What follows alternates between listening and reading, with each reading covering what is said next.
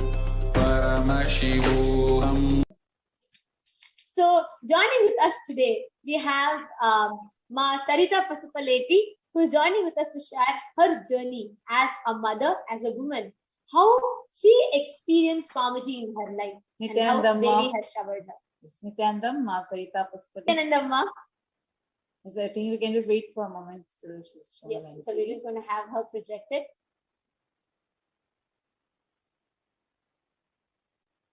You can actually unmute and you can talk with us. Nithyanandamma, are you able to hear me? Yes, Ma, I want to tell the first thing, I'm so happy to have you here to share, because just to keep you informed, every viewer that are watching, everybody who are seeing this now, all of them are so excited. All of them are definitely they're also curious to listen to you, to share how as a mother or as a woman and as, you know, in your life, how you have seen Swamiji's just the blessing that Swamiji showered upon you, and most importantly, Devi's blessing very recently, how that has empowered you in your life. So would you want to just introduce yourself to all the viewers? Yeah, Ma. I'm Sarita Pasupaleti. I'm in Tennessee, USA. I mean, I know Swamiji from 2007, since 2007. Like every day, it's like a miracle. Like he's taking care of me like a kid, and then day to day, in my day-to-day life, he's taking care of me everything.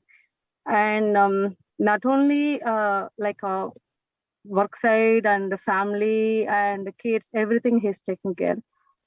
Especially Devi Parashakti blessings recently, when I asked a couple of questions. Like when she read my name, I was first shocked. Is it my name or not? Because I didn't realize she's going to read my name. Then I was listening. Then she said she's going to take care of everything for me.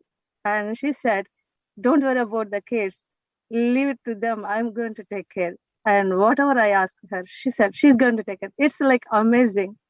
No, just to add one thing. In Tamil, she told, not just taking care, she told, I will go to any extent to take care of you. I will go to anything just for you. That was the exact words of Devi Parashakti. There are thousands of people who are like, will Devi not just tell me once she'll take care of me? Here, Devi told you she'll go to any extent to just take care of you and attend to you. Exactly, Ma. Exactly. That is amazing blessings to me, and the connection also. I was from 2 days before that reading, I was connecting so much to Devi Parashakti. I was seeing her and whatever Swamiji explained, how we can connect to cosmic energies. So every day I was watching the readings. Then before the day, I felt she was so beautiful. When I watching her, I felt, oh my God, how beautiful she is. And on same day when she read my question, I felt very happy, and then the connection also be very beautiful. I felt like it's ultimate connection. And I have seen Parashakti, Swamiji, both are same. That connection happened, and when I closed my eyes, she was coming in my her form. I have seen her form. She's keep on coming. That is amazing. And sometimes when I see myself in mirror also, I am feeling, am I look like Parashakti? Parashakti. Yeah, exactly. Yeah, that kind of power. That Parashakti says, I go to any extent just for you, and the way she protected you, like the way she just told it so much of, right? I watched her sleeping like 4 times because, oh my God, where beings, trillions of beings. Actually, Lalitha says now just before the Parashakti, it will tell beautifully how all 33 crore devatas and all the beings, all the stamana, all types of beings literally wait just for a glimpse of hers. And here she comes out of millions, she calls it your name, And not just that, she says she goes to any extent just for you. Wow. Ma, how does this blessings make you feel as a mother, with your family and with your work friend, everywhere? How does this empower you in your life? Like very strong, powerful, powerful. I mean, I cannot explain more. Like every day, I'm looking myself. I'm feeling like I am the Parashakti. That kind of feeling I'm getting, even in my workplace and at home and kids, with the kids also. Because when I was looking myself how I was and how I am right now. Because whenever the kids are coming and then disturbing me when I work, like literally I get anger. I was shouting them. Now I'm not getting that. Literally I'm looking, oh, because they are kids. Even when someone shouted me, I felt like a very bad. Now I am feeling, yeah, I am Parashakti. Why do I need to shout them? Like I feel they are my kids. I need to take care of them. See, this is real Hindu feminism. Like this is the real Hindu women empowerment. Because here you're not looking for any cerebral opportunities to, to be equal or something like that. Instead, you are feeling one with the divine. The divine feminine consciousness is manifesting through you, and that's empowering you from within. This is the real Hindu feminism. This is what Swamiji is reviving as women empowerment. So, Saritam, I just have one more small question for you. See, life before Swamiji, like right now, you have a life with Swamiji from 2007. So many years you have been connected to Swamiji. You have experienced all the powerful principles, the tattvas, the truths, everything in your life. And that has caused so many miracles. And just seeing the smile on your face, I can say how much of joy it has caused in your life. Now, how do you think these blessings from Devi Parashakti, these powerful truths, powerful revelations that Swamiji is bringing to the humanity, why do you think it is needed for other women, other people outside? There might be many mothers out there. There might be many single mothers and who are, and many people who are also working, business, everything. So what is it that you will want to tell them? How do you think this principle will enrich them in their life? Because usually has in the society has a woman or a mother, we feel, everything we are taking care, we are taking care. Here we are forgetting the cosmic mother is there to taking care everybody. When we connect to her, she is there to taking care everything, even that's a work, kids, business, family, everything. So that one I want to say, like, connect to her. So beautiful. And it's the most important point. We all forget. We are all so immersed in trying to say, we'll take care, we will do. That's the most important point that you made. Because everybody runs thinking, oh, I have to do, I'm struggling. You just forget we have a cosmic mother who is waiting to do, who's waiting to shower us with her love. Actually, many times, because we will not be able to interfere and take. But if we just unclutch, if we let, oh, Divine Mother, you take care. When we surrender, then she starts taking care of us. So beautifully shared. Thank you so much, Ma Sarita, for joining. Thank you.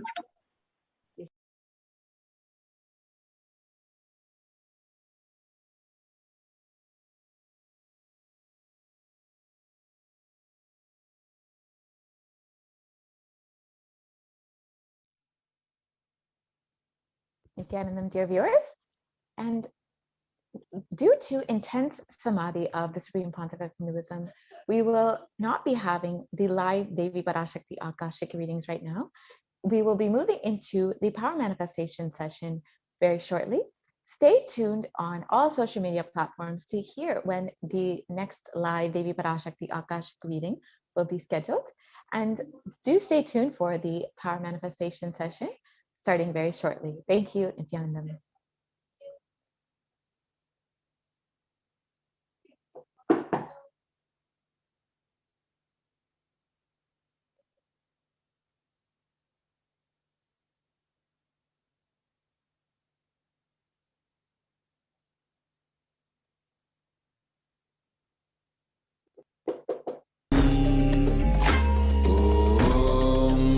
Nithyananda Paramashivoham.